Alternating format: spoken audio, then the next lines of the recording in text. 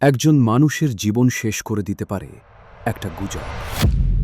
আর এই ঘটনাটা ঘটেছিল এক সুপারস্টারকে নিয়ে। তিনি ছিলেন ছোয় জিন-সিল, দক্ষিণ কোরিয়ার সবচেয়ে জনপ্রিয় অভিনেত্রীদের একজন। তাকে বলা হতো নেশনস অ্যাক্ট্রেস। মুভি, টিভি সব জায়গায় ছিল তার রাজত্ব।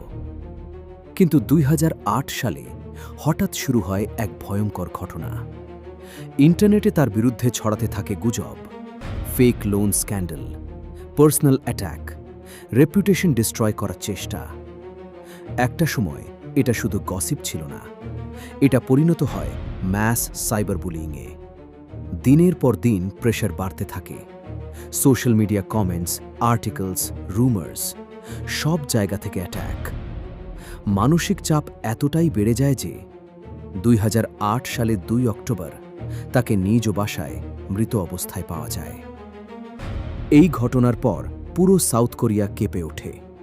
সাইবার বুলিং নিয়ে শুরু হয় ন্যাশনাল লেভেল ডিবেট। অনেকে এটাকে ইন্টারনেট এজের সবচেয়ে বড় সোশ্যাল ট্র্যাজেডি বলে।